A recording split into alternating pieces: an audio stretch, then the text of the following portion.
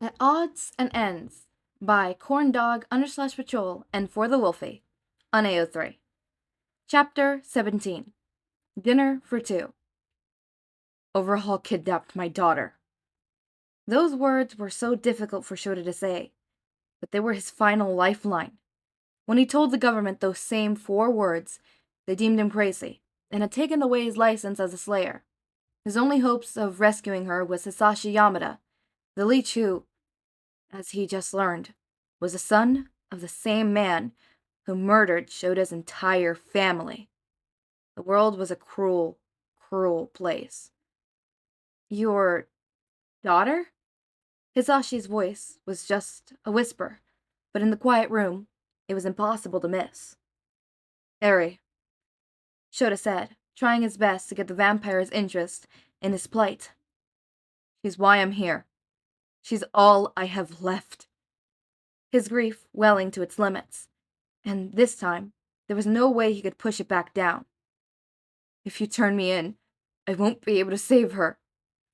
Hisashi's expression was so difficult to read. Shouta had wanted to avoid this. After all, everyone else had called him crazy. They all told him it was impossible because he didn't have a daughter. But he did have. She had been a secret, scurried away from a world that wished to exploit her, and Shouta had failed. Shouta was beyond caring about what happened to him. He had been willing to become a rich leech bloodbath just to have a chance of getting into Overhaul's ball. It was his one hope of rescuing her, and yet, this recent revelation about Hizashi Yamada had ruined all his careful planning. It was her life that now rested in Hisashi's hands. The blonde shook his head. I don't understand. I'll do anything for her, Shouta told him. He would. He'd forget this revelation about Hisashi's family. He'd let the blonde drink from him whenever he wanted. He'll sleep with him and pretend he loved him and pretend to be happy forever, if it meant even a slim chance of rescuing Eri. Anything. How do I know you're not lying? Why else would I go to the human trafficker's ball? I chose you specifically because you were a shoe-in to be on his guest list. I forged my papers. I had no clue who you were. Talk to Hakamada. He realized me straight away.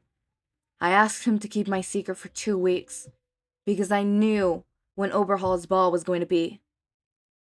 In my room is a handmade cat with burns on it. I made it for her. I rescued it from the fire. It's why I have burns on my arms. That's why you needed me alive, Hizashi said softly. When I was wounded. You can't get into the ball if I die. That's why you agreed to let me bite you into... Hizashi looked genuinely pained. Please, Shouta said, no longer keeping the desperation from his voice. Help me. I'll do anything. Hizashi swallowed and looked away from him, still hurt by the earlier revelation. Are you planning to harm anyone here? My record is perfect, Shouta told him. I'd never hurt a civilian. If you're going to help me rescue Eri, then it would be illogical to harm any of you. And you're sure she was taken by Overhaul? He recalled that day when he'd seen the smoke and had raced for the buildings. The firefighters had told him that everyone had already been rescued, but when he'd gone to the evacuation site, Eri had been the only one missing. That day had been the second in his life where he lost everything. Please, Shouta said, his voice barely a whisper. His pride was completely forgotten at his one chance to save her. I'm begging you. Hizashi turned away. You're to stay in your room while I talk it over with my household. I can't make a decision without them. All he could do was frantically nod. If they decided not to help him, he'd have to escape and think of some other plan, although he already thought through every other option. Kun, you can let him go. Oh, bro, he's okay. There was a hesitation, But Hizashi had given his orders. The fog dissipated, and the crystal deformed around him. Shouta collapsed to the ground, and made no move to get up as he kept his head bowed. He was submissive, knowing if he didn't do exactly what the leech wanted, then Eri was as good as dead. No, her fate would be worse than that. You can wait in your room while we talk it through, Hizashi said. If you leave the room, then I can't guarantee my friends will let you stay. Understood? Shouta nodded, and slowly stood, ensuring he made no threatening movements. He kept his head bowed, and dropped his guard completely. They could kill him easily, if they wanted to. But they were his only hope in rescuing Eri. Hizashi stepped to the side, and there was a tension in his shoulder that Shouta had never noticed before. No, there was no way he was a vampire slayer too. After all, Tensei's documents had been inaccessible for that reason, while Hisashi's had been available, albeit edited. Shouta moved out of the room, but was stopped by Nomuri stepping forward. I think he'd like the bath, she said, her voice warm. He's freezing. He hadn't even realized he was shivering. Shouta had forgotten all about his swim through the icy lake and the towel that had remained forgotten where Tensei originally left it. Run him a bath, Hizashi said, but there was a hesitation in his voice. He can wait in his room for it. Nomuri took Shouta's arm and started down the corridor in the direction of his room. Khan went to follow her, but was stopped by Hizashi. Everyone else stay by me. They turned several corners until they were at the door to Shouta's room. Nomuri even opened it for him. The bath will be quick, she told him. Out of everyone in the household, she seemed the calmest despite his secrets and lies. He nodded and sat on the edge of his bed, his body feeling far heavier than it was. His hands were shaking as his fate was delivered, without his knowledge. No, not only his fate, but Shouta opened the drawer of the bedside table and withdrew a soft toy cat. It had dark claws across the material, a testament to the hell it survived. He'd once made it for Eri after she'd been living with him for a week. Shouta hadn't risked buying one, in fear that someone would notice and suspect the girl in his care. So he bought a shirt instead, and cut it to make the doll. From the moment he'd given it to her, she never let go of it. That was how he knew she had been taken.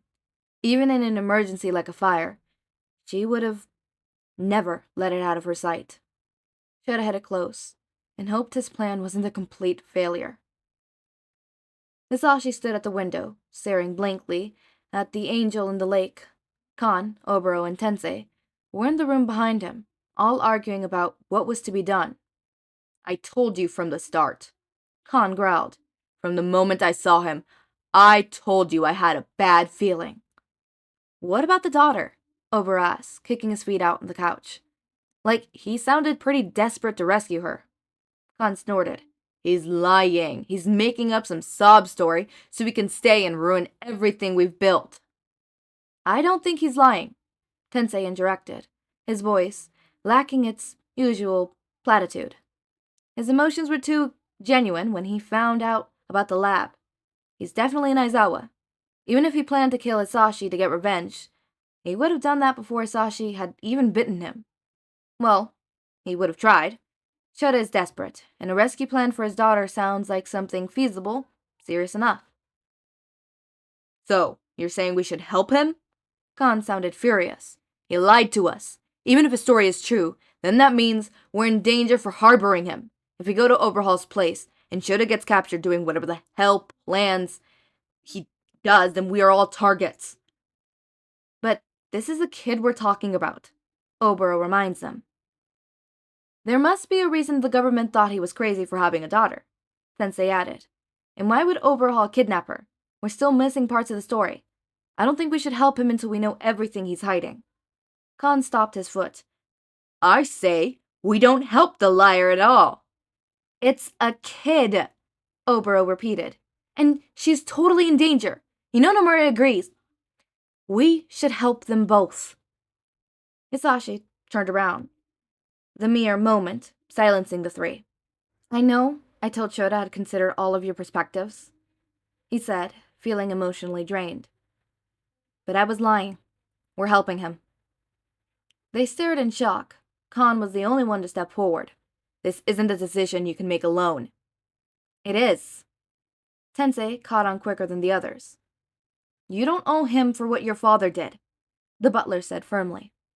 I do! Hisashi's quirk made the ward bounce around the room, trembling the china vases that decorated the walls. My father took away his family. If I don't help Shouta save his daughter, then I'm doing the exact same thing. You didn't take her, Kan countered, although his voice was quieter than before. If she even exists at all.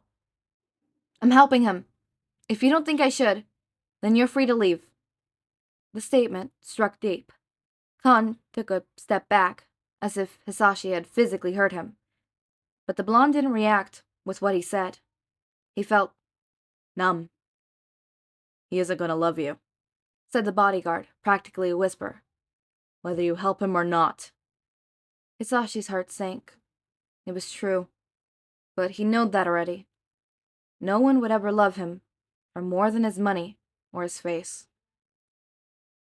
It's not about that, Hisashi promised. Fine. But Kan didn't leave. He turned down his head in defeat and calmly said, Whatever plan you come up with won't succeed without me. Hisashi trembled. He hadn't realized he'd been holding his breath.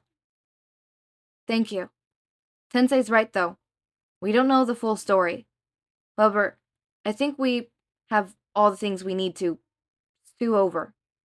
The front door will be fixed soon, so let's focus on that instead. He did his best to smile, but his lips quivered from the effort. Please don't talk to Shouta about it, unless he brings it up first. I'll tell you everything as I learn it. The door busted open, and in stormed Nomuri.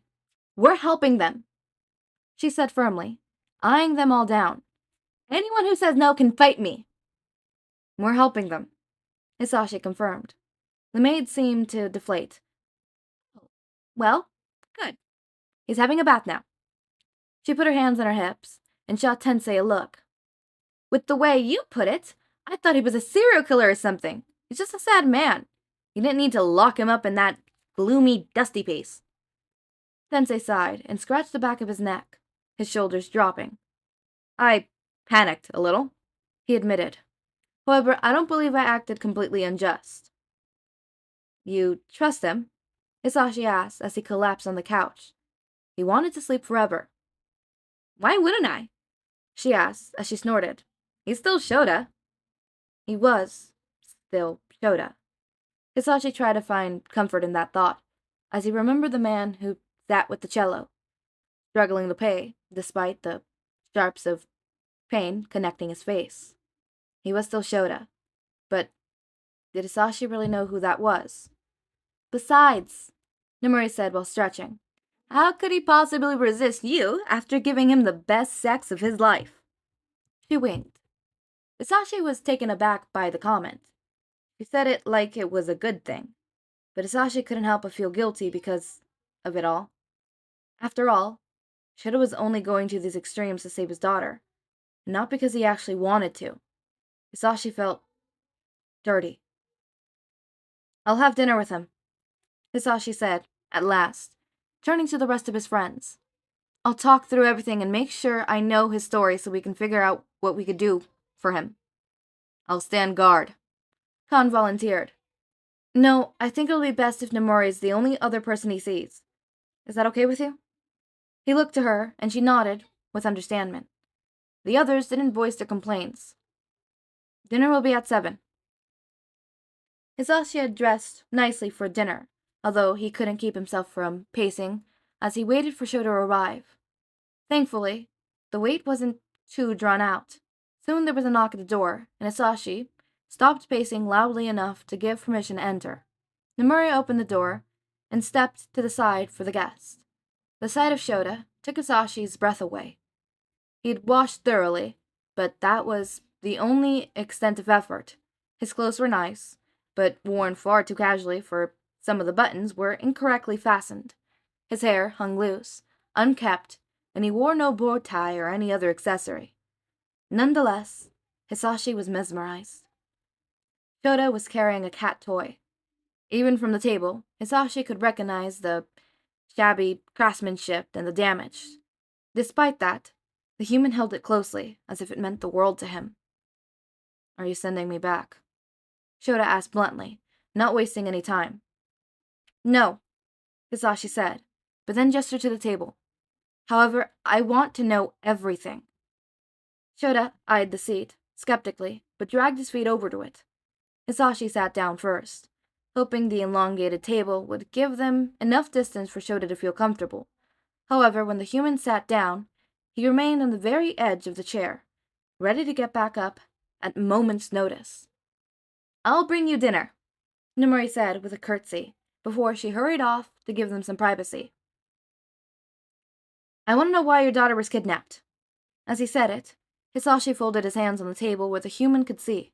Shouta narrowed his brows. Despite Hisashi's open body language, the man refused to even look at him.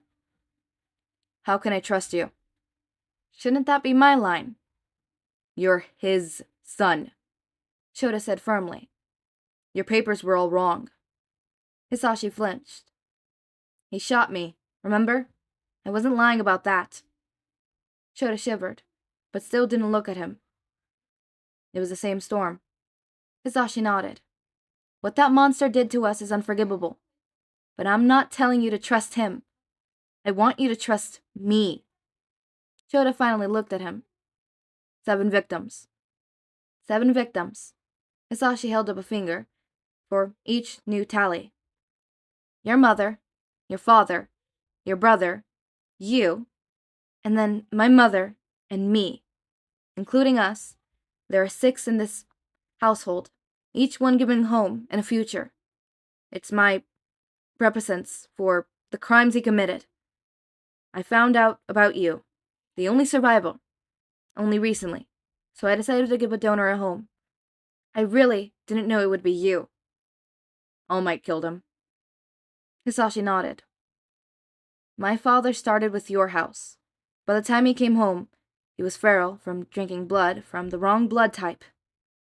He cringed at the cliché wording, but Shouta was unaffected. "Vampire blood tastes disgusting, so my mother and I were unwanted.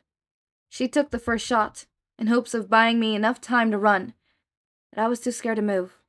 The bullet hit her heart, and she died instantly. Then the gun was aimed at me, and—" Hizashi felt the scar through his shirt. His father had missed his heart by inches. He recalled the sound of the storm that night as he lay dying in a pool of his own disgusting blood. The 10-year-old had waited for death, never knowing which roar of thunder or pattern of rain would be the last sound he ever heard. And somewhere, he knew, another 10-year-old had been trapped beneath dripping debris with the same sound of the storm to taunt the nights of horror. "Do you trust the man who killed my father?" Hizashi asked. The change of topic was enough to earn eye contact. Shouta's eyes were bloodshot, and he looked beyond exhausted. "All Might was the one who rescued me," Hizashi continued. "Without him, I'd be dead. And not just because of my father." "Your father used silver bullets, and the only way to cure a silver bullet wound is to—" Hizashi nodded. "To drink hybrid blood immediately after removing the bullet."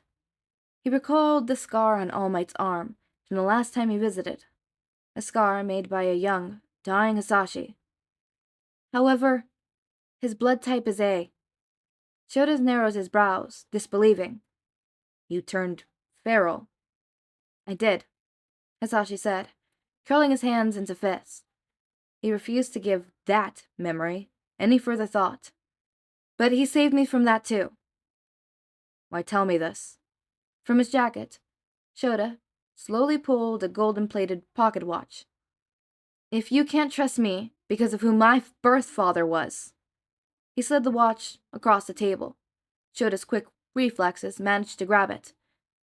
"Then trust me because of who my adopted father is." Hizashi watched as Shouta examined the watch and clicked it open.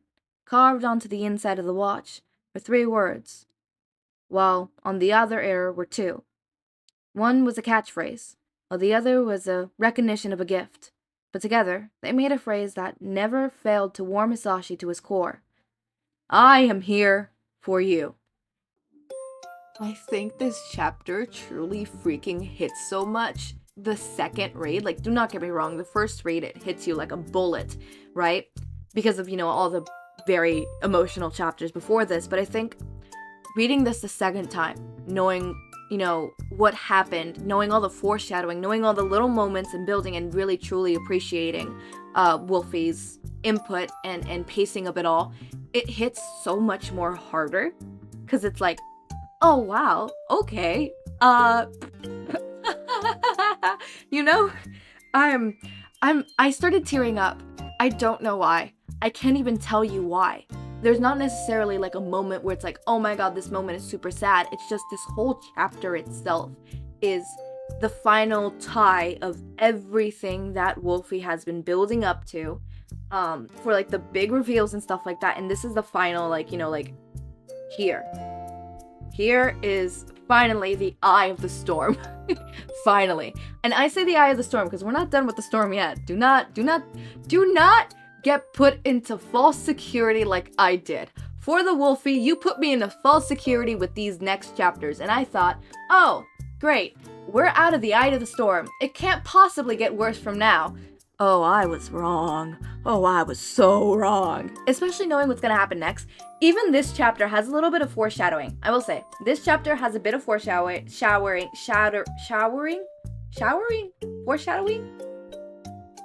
I can't word.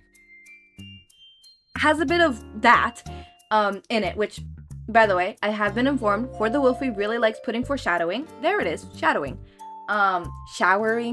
Foreshadowing in their work, which, by the way, you do a wonderful job at it. I know some people and authors and writers in general who add foreshadowing, but in a sense where it's like, okay, at this point, it's like, it's repetitive, it's too much, and it does not make sense with the rest of the story for you to add this random little tidbit, right? They didn't put it in a way that's organically. For the Wolfie, put it in a way that's organically. It is really organic the way that they put the foreshadowing into the thing, right? It's subtle, it's small, and you don't necessarily view it as foreshadowing. You view it as, oh, this is another little tidbit that we're going to learn about the character. All right, cool. And even small things like in the beginning chapter, the very first chapter, the pocket watch is mentioned. How he looks at it and how it's broken, but he still carries it with him, right? Is that tidbit necessarily important for the chapter? No, but it does give us a little view on Hizashi and his character, especially since it is the first chapter, right? It does show us that, for some reason, that watch is important to him. Why? We don't know. It keeps on breaking, right? It's something that's important to him. Whatever. We see that. We see a bunch of other things that are small, like, for example, when Hizashi mentioned not liking vampires and stuff like that, I think was one of the hot chocolate, it was a hot chocolate scene where his thoughts go back to his mother, right? But it doesn't necessarily say his mother, he's just reminded of somebody, a woman with long black hair, right? And then he's like, my mother was, and then he stops, and he's like, no. That moment is one of those moments where it's like, okay, it's organically placed where if it's removed, it changes the scene, right? That is added there. Because For the Wolfie does two types of foreshadowing. The type where it is added and it can be removed, but having it there enriches the story just a little bit more. And then the second one, which is, it is foreshadowing in the story, but it is in place of a very critical point that is needed to be there. For example, Shouta almost, confronting that and not confirming, but telling Hizashi that he is a hybrid, right? That is very important. That shows Shota's walls, slowly going down and him slowly, trusting Hizashi despite him being a vampire, but his walls quickly get put back up, showing that while Shouta, part of him, it's not unconscious. His self-conscious? No. Unconscious? No. Whatever. The part of him that isn't not critically thinking, but openly thinking, right? Deep part of his brain wants to trust Hizashi, knows he can trust Hizashi, But the part of his brain that is conscious, I guess, I don't know, doesn't.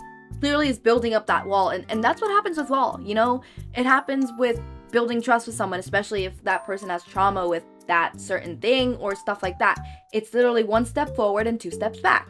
Sometimes you could get to step 2, 3 steps forward, but sometimes you will get that 1 step back, and sometimes it'll be bad enough where you get 2 steps back and you just move back from what you're doing. Healing from traumatic events and stuff like that is not a linear passage. It's not just, oh, you're just getting better and better and better. Healing doesn't work that way, and I hate when people portray it that way. That's why I really love how Wolfie is portraying both of their traumas. It's not that they're fully over it or that they're finally getting over it. Yes, they're taking some steps forward, but sometimes you stumble and you take steps back. Sometimes you stumble and you just stand there for long periods of time and don't move at all, because that's how healing works. Healing isn't linear. Sometimes you're going to move forward. Sometimes you're going to take those 2 steps back. Sometimes you're just going to stumble and not want to get back up, and you're going to be there for a long time until you finally take that first step forward. Or maybe that 1 step back that makes you do the next step forwards, right? Which is why I really love how For the Wolfie puts all of this into perspective and stuff like that. Hizashi, in building his trust with the other characters, it's literally non-linear, right? I know some people are like, oh, but that doesn't make sense. He was trusting them before. Why isn't he trusting them now? That's not how healing works. That's not how building trust, especially for someone who has trauma, works. Especially with someone who has these walls built around them. Yes, he is earning they are earning his trust. But that does not mean he's not going to take 1 step backwards because of a small little mishap, because of a small little thing, even because of him himself. Like, for example, him almost admitting he's a hybrid. That was a step forward, and then he himself, nothing else, right, took that step back. It's like, no, I'm not good there. No, that was bad. Because sometimes, yeah, you're not ready for that step forward, and you have to take a step back. Sometimes you are not ready to step. Sometimes you just have to stay stagnant. That's how healing works. That's how healing is. It's not linear, and I really hate it in media when it's portrayed as linear. So For the Wolfie, you did a wonderful job with portraying their trauma and portraying how they progress through healing said trauma. Like, for example, Hizashi, right? Yes, it has been literally years since his family has been, killed, and then, he almost got killed, But that does not mean that his healing was something linear. Clearly, he is still there. He's still healing. He still blames himself for what happens. Sometimes it seems he's better off, and sometimes he's worse off, right? Like, for example, this chapter, you could clearly see he's at his lowest point, right? He genuinely feels like he has to help Shouta, or else he's no better than his father. Trust me, like, that hurts. Hizashi, you are far better than your father, trust me. Well, I'm not gonna spoil that. Trust me, it's not your fault. You do not have to atone for his mistakes, because they weren't your mistakes. They were his mistakes, not yours. This goes out for you raindrops too. If you ever feel like you are responsible for other people's mistakes, you are not. You're only responsible for your mistakes and your fuck-ups, not anybody else's, and whoever tells you otherwise is fucking bullshitting you. I'm being genuine. If somebody says, oh, this is all happening because of you, you made me do this, you didn't make them do it. No, even if you did something that led them to going up to that mistake, they still took that step. Sure, let's say you did put the pedestal next to the stairs next to their legs, but you didn't force them to take that damn step, right? And sometimes that's just what happens. And clearly I feel like Hizashi has some sort of survival guilt. For the Wolfie, if you were trying to portray Hizashi having survival guilt, you did it wonderfully. Having that whole I need to save other people, like those other 5 people, because that's, I need to atone. I have to atone. Like, I have to do this. Yeah, no, that's what trauma does to you. That's what survivor's guilt is. Sometimes it doesn't portray as I should have died that night. It portrays as I need to do something to atone for the fact that these other people died. They didn't live like I lived, right? And sometimes that's how survival guilt happen. happens, right? A lot of people in media portray it as like, oh, why did I live? They should have lived too. I should have been the one to die. And yeah, that is, the most common one, whatever. But there's also survivor's guilt in the sense of, I need to help other people. I need to help these other people because they died. I'm responsible for that death. I'm responsible for that. I need to atone for that, right? That is another form of survivor guilt, which is basically putting all those people's deaths in your arms. Like, I'm responsible for that. I need to take accountability, even if it wasn't their fault. Like, for example, Hizashi. It's not his fault. But he has this immense survivor's guilt where he feels he needs to atone for that because he is the sole survivor. And so, obviously, like, the fifth person, which is, or the sixth person, which happens to be Aizawa. But even with that, he's like, I need to still atone for it because I fucked up that person's life, right? I literally, my father killed their whole family. Like, I need to atone for that. I need to atone for that, right? And that's in the sense of less of survivor's guilt. I don't know what I would call that because, whatever. Shouta probably has survivor's guilt of his own. I'm trying to think if he portrays it or if it's portrayed with him. I think survivor's guilt for that necessarily, I think it portrays in the sense of his revenge. He doesn't necessarily have survivor's guilt. What he has is he's stuck in the past of revenge and loathing vampires for one thing that happened so long ago, right? I'm not saying that he's a bigot. I'm gonna be honest with you. For the Wolfie, he's a little bit of a bigot. I still love him. He learns. I've been preaching about how he slowly learns. I promise you guys, he gets better. I promise. But I also can't be fully mad at him for being a bigot because it's trauma induced. He literally had to hear his family die at the hands of a vampire, right? And what did he do? He became into a profession where he literally has to kill criminal vampires or arrest criminal vampires, right? So would I say he's a complete bigot? No, I clearly don't think he would just kill vampires because they're vampires. He doesn't trust them though. He really doesn't, and that stems from trauma. He does not trust them, even though technically speaking, he is them. It is extremely traumatic and extremely unhealthy for him, and I really hope that he gets better. He does get better, but I really hope he really fully heals from it, right? Because that is not a way to live. Okay, we've been going on forever. It is literally 12 minutes now. 12 minutes of just me talking. Wow, that's a lot, but alright. As always, my raindrops, make sure to eat, sleep, drink water, take your meds. Have a wonderful day or night. Link to my Discord server and socials are down in the description. Subscribe to see more of my content, and thank you so much for watching.